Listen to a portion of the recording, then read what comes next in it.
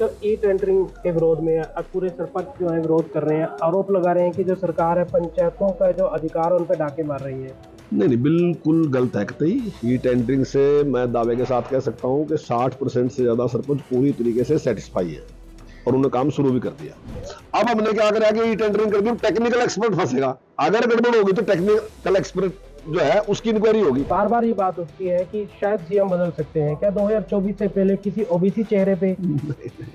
मुख्यमंत्री जी ने कहा कि हरियाणा में कोई भी आदमी 1,80,000 से कम आमदन वाला नहीं होना चाहिए, सबकी आमदन बढ़ाएंगे और उसके लिए प्रयास शुरू कर दिया। ठीक है, टाइम लगेगा बहुत, ऐसा नहीं है कि अभी हमने बयान दे दिया और 1,80 से सारे ऊपर निकल जाएंगे। इससे पहले चाहे किसी का भी कार्यकाल था, चाहे वो कांग्रेस का था या अन्य पार्टियों का था, तो हमेशा ही पक्षपात का आरोप लगता था। चाहे रोजगार देने की बात थी, चाहे डेवलपमेंट की बात। आदमी भी नहीं मिलेगा, हमारा विपक्ष का व्यक्ति भी कोई ये कहता नहीं मिलेगा कि सरकार कोई पक्षपात कर रही है, ना ही डेवलपमेंट में ना ही रोजगार में। एजुकेशन की बात है, जिस प्रकार से हमने टैब दिए बच्चों को, और मैं समझता हूँ कि ये पूरे देश में बहुत बड़ी उपलब्धि, देश में ही नहीं बल्कि दुनिया में उपलब्धि है। शायद बहुत ही कम देश होंगे ऐसे जिन्होंने इस प्रकार से 6 लाख से भी ज्यादा बच्चों को टैब दिए होंगे। पहली बार में ही हमारे 25 से ज्यादा बच्चे जो थे वो IIT में गए, दूसरी बार में हमारे 29 से ज्यादा बच्चे IIT में गए, 26 हमारे MBBS में गए, अब की बार भी हमारे 41 बच्चे IIT में गए। जो बच्चे IIT में गए वो बहुत ही गरीब आदमी है।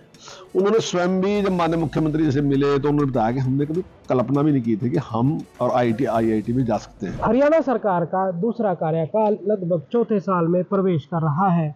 अगले साल चुनाव होने हैं और राजनीतिक दृष्टिकोण से सन 2023 सभी राजनीतिक दलों के लिए काफी अहमियत रखता है।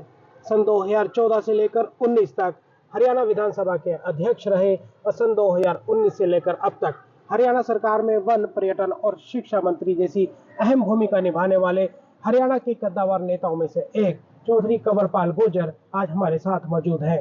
सर, अभी तक का जो कार्यकाल है उसमें आपकी कुछ ऐसी उपलब्धियां जिन्हें आप साझा करना चाहें? देखिए, हर दृष्टि से हमारा जो कार्यकाल रहा है 8 साल का बहुत ही उपलब्धि वाला है। चाहे जिस प्रकार की निष्पक्षता हमारे कार्यकाल में, हमारे से पहले चाहे किसी का भी कार्यकाल था, चाहे वो कांग्रेस का था या अन्य पार्टियों का था, तो हमेशा ही पक्षपात का आरोप लगता था। चाहे रोजगार देने की बात थी, चाहे डेवलपमेंट की बात थी। लेकिन जैसे ही भारतीय जनता पार्टी की सरकार बनी तो उसी दिन माननीय मनोहर जी ने एक बात कही थी कि हरियाणा एक, हरियाणवी एक, सबका साथ सबका विकास, जो माननीय प्रधानमंत्री जी ने कहा, और उस पर चलते आज काम कर रहे हैं। आज पूरे हरियाणा में आपको एक आदमी भी नहीं मिलेगा, हमारा विपक्ष का व्यक्ति भी कोई ये कहता नहीं मिलेगा कि सरकार कोई पक्षपात कर रही है, ना ही डेवलपमेंट में ना ही रोजगार में। तो ये एक बहुत बड़ी उपलब्धि है।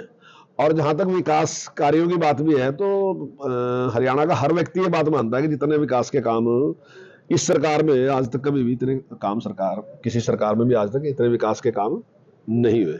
जहां तक एजुकेशन की बात है, जिस प्रकार से हमने टैब दिए बच्चों को, और मैं समझता हूँ कि ये पूरे देश में बहुत बड़ी उपलब्धि, देश में ही नहीं बल्कि दुनिया में उपलब्धि है। शायद बहुत ही कम देश होंगे ऐसे जिन्होंने इस प्रकार से 6 लाख से भी ज्यादा बच्चों को टैब दिए हों। और ये ऐसा नहीं है कि टैब देने के बाद हमने बंद कर दिया, हम आगे भी इसको चलाना चाह रहे हैं, चलाएंगे आगे भी इसको। हर साल हम जो 10वीं में बच्चे आएंगे उनको टैब देंगे, ताकि अगर कोई अभिभावक आर्थिक रूप से संपन्न नहीं है तो उसकी वजह से उसका बच्चा टेक्नोलॉजी के मामले में कहीं पीछे ना रह जाए, उनके पास बहुत ही योग्यता है तो वो आगे आना चाहिए। इसी प्रकार से कौशल विकास के मामले में मैं मानता हूं कि दुनिया मतलब देश में हम सबसे आगे हैं इस टाइम, और सबसे ज्यादा उसमें हमारे बच्चे उसमें शिक्षा ग्रहण कर रहे हैं। और जैसे अभी जो नेशनल एजुकेशन पॉलिसी आई उसमें जिस प्रकार से उन्होंने कहा कि 6ठी क्लास से शुरू करना चाहिए, तो हमने इस साल ही 40 स्कूल हमारे ऐसे हैं जहां हमने शुरू कर दिया। आने वाले टाइम में हम और भी स्कूल बढ़ाएंगे और हम बच्चे ट्रेंड होकर बाहर निकले। उसके लिए हमने पिछली बार में 46,000 से ज्यादा किट दी थी, अब की बार हम उनकी संख्या बढ़ा रहे और ज्यादा बच्चों को किट देंगे ताकि वो तैयारी करके बाहर जाए और उसके परिणाम अच्छे आए तो ताकि अपना रोजगार शुरू कर सके। ऐसे ही हमने सुपर 100 शुरू किया और उसमें हमने जो बच्चे जिनके 80% से ज्यादा नंबर थे उन लोगों को कोचिंग दी, उनमें से बच्चे छांटे हमने और उसके बहुत ही अच्छे परिणाम आए। पहली बार में ही हमारे 25 से ज्यादा बच्चे जो थे वो IIT में गए, दूसरी बार में हमारे 29 से ज्यादा बच्चे IIT में गए, 26 हमारे MBBS में गए, अब की बार भी हमारे 41 बच्चे IIT में गए। तो एक अच्छे परिणाम। और ये जो बच्चे IIT में गए वो बहुत ही गरीब आदमी है। उन्होंने स्वयं भी जब माननीय मुख्यमंत्री से मिले तो उन्होंने बताया कि हमने कभी कल्पना भी नहीं की थी कि हम और IIT में जा सकते हैं, लेकिन योग्यता थी और ये सारा कुछ देख के हमने इस प्रकार की सोच एक बनी कि भाई योग्यता है, अगर इस योग्यता का हम इस्तेमाल नहीं करते, इसका मतलब इसके परिवार को नुकसान नहीं, देश को नुकसान है। इसका हमारी सोच ये है, हम सोचते हैं कि ये केवल इस बच्चे का, इसके परिवार का नुकसान नहीं है, देश का नुकसान हो जाएगा अगर इसका हम पूरा इस्तेमाल नहीं कर सकते। तो इसलिए हमने टैब जैसी योजना, सुपर 100 जैसी योजना, उस योजना को हमने आगे बढ़ाया, क्योंकि केवल 100 थी, अब की बार हमने सुपर 600 कर दिया। हम 400 बच्चों को डायरेक्ट मतलब शिक्षा दे रहे हैं उनको, और 200 बच्चे हैं जिनको हम ऑनलाइन दे रहे हैं। तो हमारा प्रयास है कि ज्यादा से ज्यादा बच्चे जिनके पास योग्यता है उस प्रकार से वो आने चाहिए। तो हर दृष्टि से हमने उसका एक प्रयास किया है। अभी हमने एक शुरू किया बच्चों का कि हम उनका हेल्थ चेकअप कराएंगे साल में 2 बार। तो समस्या क्या है कि बच्चे को स्वयं नहीं पता चलता कि दिक्कत क्या है। मान लो उसकी आई साइट कमजोर है, उसको स्वयं नहीं पता मेरी आई साइट कमजोर है, और माँ बाप भी इस पर ध्यान नहीं देता। मान लो बच्चे के दांतों में कुछ ना कुछ गड़बड़ है, अब बच्चे को जब तक दर्द नहीं होगा तब तक तो वो बतानेगा नहीं कि मेरा गड़बड़ है। ना ही माँ बाप के पास इतना टाइम है कि गरीब आदमी है। लेकिन अगर मान लीजिए उसकी हेल्थ खराब होती है, तो ये हेल्थ केवल उसकी थोड़ी है, ये भी देश की है। अगर देश में ऐसे लोग पैदा है कि जिनकी हेल्थ खराब होगी तो देश तरक्की कहां करे। तो यानी कि ये बात सोच के हमने इसको शुरू किया, और आने वाले टाइम में इसके बहुत अच्छे परिणाम मुझे लगता है होने वाले। तो ये सारे के सारे जो काम जिस प्रकार से सरकार कर रही, तो मैं समझता हूँ इससे लोग पूरी तरीके से सेटिस्फाई है। सर, विपक्ष का कहना है कि टैब दिए ही क्यों थे अगर वापस लेने हैं? नहीं नहीं नहीं नहीं, आप देखिए, बिना बात की कुछ बात करना। हमने टैब दिया, टैब 3 साल तक इस्तेमाल होता है, और हम टैब जो अभी 12वीं क्लास के बच्चे हैं उनको हमने कहा कि वो टैब वापस करेंगे। और हमने बच्चों को इसलिए भी टैब वापस करने के लिए, कई बार इस प्रकार के परिणाम भी है। उत्तर प्रदेश सरकार ने लैपटॉप दिया था, और लैपटॉप देने के बाद 15 दिन बाद लैपटॉप बिकना शुरू हो गया, और बच्चों के पास लैपटॉप रहे ही नहीं। तो हमने कहा कि भाई इस प्रकार का इस्तेमाल, कई बार कुछ लोग गलत इस्तेमाल भी कर लेते हैं। अभी आपके सामने आया कि उन्होंने उसका गलत इस्तेमाल भी कर लिया।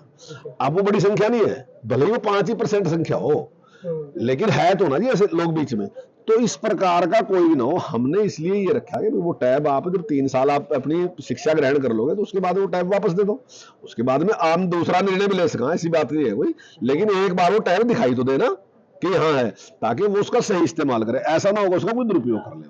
तो इसलिए हमने उसके लिए बनाया। और अब की बार का तो टैब जो है अभी तो 6 महीने 8 महीने उन्होंने उपयोग किया, तो टैब वापस लेंगे और 10वीं वाले बच्चों को देंगे। सर, ई टेंडरिंग के विरोध में अब पूरे सरपंच जो है विरोध कर रहे हैं, आरोप लगा रहे हैं कि जो सरकार है पंचायतों का जो अधिकार उन पर डाके मार रही है। नहीं नहीं, बिल्कुल गलत है कतई। ई टेंडरिंग से मैं दावे के साथ कह सकता हूँ कि 60% से ज्यादा सरपंच पूरी तरीके से सेटिस्फाई है, और उन्होंने काम शुरू भी कर दिया। और ये जो बोलने वाले हैं ये मेरे ख्याल के 10% सरपंच हैं, और क्या रहा कि कुछ अधिकारी भी ऐसे थे, मैं समझता हूं कि जिनको काफी लाभ था। तो ऐसे कुछ कर्मचारी भी सरपंचों को भड़काते हैं कि भाई ये आपके खिलाफ है। वास्तविकता में ई टेंडरिंग सरपंच के पक्ष की चीज है, और मैं दावे के साथ कह सकता हूं कि ई टेंडरिंग से सरपंच को बड़ा भारी लाभ होगा। पहले क्या था कि सरपंच जब काम कराता था तो उसकी जिम्मेदारी सारी सरपंच की थी। अब सरपंच कोई टेक्निकल एक्सपर्ट थोड़ी है, सरपंच को भी नॉलेज है इस बात की, लेकिन जो टेक्निकल एक्सपर्ट है उसकी तो आप इंक्वायरी कर नहीं रहे। आपने इंक्वायरी शुरू कर दी सरपंच की, अब सरपंच बेचारा भुगतता रहेगा। अब जो टेक्निकल एक्सपर्ट है वो एक साइड में खड़ा था। अब हमने क्या करा कि ई टेंडरिंग कर दी, टेक्निकल एक्सपर्ट फंसेगा। अगर गड़बड़ होगी तो टेक्निकल एक्सपर्ट जो है उसकी इंक्वायरी होगी, या फिर ठेकेदार की इंक्वायरी होगी। तो दोनों वो लोग जो काम कराने की योग्यता रखते हैं और जिनकी जिम्मेदारी है उनकी इंक्वायरी होगी, सरपंच की नहीं होगी। लेकिन योजना बनाने वाला सरपंच है, उसको पास करने वाला सरपंच है, उसकी देखरेख वाला सरपंच है, उसकी पेमेंट देने वाला सरपंच, सारे अधिकार सरपंच के पास है। लेकिन सरपंच हमने इंक्वायरी से बाहर निकाल दिया, क्योंकि हम मानते हैं कि ये काम टेक्निकल एक्सपर्ट का है, उसकी होगी जांच, सरपंच की नहीं। सरपंच गांव वालों ने जिम्मेदार बना दिया गांव के विकास करने के लिए, वो गांव के विकास कराएगा और गांव के विकास देखेगा। और मैं दावे के साथ कहता हूं कि अभी आने वाले 5-4 महीने में आप देखोगे कि सारे सरपंच ये कहेंगे कि ये बहुत अच्छा है। ये इसी प्रकार से है जैसे हमने किसान को सीधा सीधा पेमेंट करने की बात कही थी, और कुछ लोगों ने उसका विरोध करना शुरू कर दिया था। लेकिन आज आप किसानों से पूछ लो, सारे किसान सेटिस्फाई हो गए, सरकार का बहुत अच्छा प्रयास है और फायदा है इससे। सर, अंत में एक सवाल, अभी इसी कार्यकाल में एक अफवाह थी या क्या था ये आप बताएं, कि बार बार ये बात उठती है कि शायद सीएम बदल सकते हैं, क्या 2024 से पहले किसी ओबीसी चेहरे पे? नहीं, बिल्कुल अफवाह है, कुछ नहीं है, क्योंकि कुछ पता नहीं है तो इसलिए कुछ ना कुछ तो कह रही है ना जी। तो इसी प्रकार की अफवाहें बिना बात के चलाई थी। जिस प्रकार से माननीय मुख्यमंत्री जी ने निष्पक्षता के साथ और गरीब के लिए, मैं समझता हूं जो हमारा ध्येय है, जब जनसंघ बना तो और जनसंघ की जो फिलॉसफी लिखी, तो फिलॉसफी लिखी पंडित दीनदयाल उपाध्याय ने। और पंडित दीनदयाल उपाध्याय ने अंत्योदय की बात कही कि जो सबसे गरीब आदमी है उसके लिए। उन्होंने तो यहां तक बात किया कि अगर सबसे गरीब आदमी के लिए हम काम नहीं करते तो मैं तो जनसंघ को ही समाप्त कर दूंगा, जरूरत क्या जनसंघ की फिर। तो इतना सख्ताई के साथ उन्होंने कहा था कि हम सबसे जो गरीब आदमी है उसके लिए है, हम अगर राज कभी भी हमें मिलेगा तो हम सबसे पहले उस गरीब व्यक्ति के लिए काम करेंगे। और उस गरीब व्यक्ति के लिए जिस प्रकार से माननीय मुख्यमंत्री जी काम कर रहे हैं, मतलब आज तक मुझे बताया तो दो पूरे देश में किसी ने इस प्रकार का टारगेट रखे हो। मुख्यमंत्री जी ने कहा कि हरियाणा में कोई भी आदमी 1,80,000 से कम आमदन वाला नहीं होना चाहिए, सबकी आमदन बढ़ाएंगे। और उसके लिए प्रयास शुरू कर दिया। ठीक है, टाइम लगेगा बहुत, ऐसा नहीं है कि अभी हमने बयान दे दिया और 1,80 से सारे ऊपर निकल जाएंगे, लेकिन 1 लाख से कम आमदन वाले लोग हमने, आप जाके हमारे अपना बीडीओ ऑफिस में पता कर लो, 2 कैंप उनके लगा दिए जिनकी 1 लाख से कम आमदन थी। उनमें से कुछ लोग हमने बनाए, जो परिवार पहचान पत्र है वो बुलाए, और हमने उनसे कहा कि भाई आप क्या काम कर सकते हो, आप कोई काम चुनो लेकिन अपनी आमदन बढ़ाओ। आप भैंस रख सकते हैं, भैंस के पैसे ले लो, गारंटी सरकार की होगी, ब्याज सरकार देगी, आपने केवल उतने पैसे देने जितने आप लेके दे रहे। आप फल बेच सकते हो, आप सब्जी बेच सकते हो, आप किराने की दुकान कर सकते हो, जो भी आप कार ठीक कर सकते हो, स्कूटर ठीक, जो भी आपको काम करना आता है आप काम करो, सरकार से पैसे लेके जाओ और अपनी आमदन बढ़ाओ। और उसमें 36,000 से ज्यादा का हमने लोन दे भी दिया और काम शुरू कर भी दिया।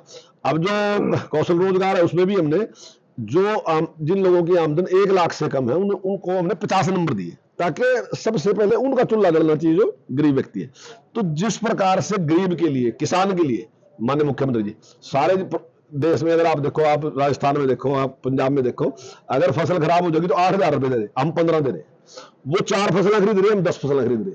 तो किसान के लिए भी और गरीब व्यक्ति के लिए, मजदूर के लिए जिस प्रकार से वर्तमान सरकार करती है, मैं समझता हूँ कि जबरदस्त है। इसमें इस प्रकार की का सोचना ही मैं समझता हूँ कि गलत है। ये तो केवल कुछ लोग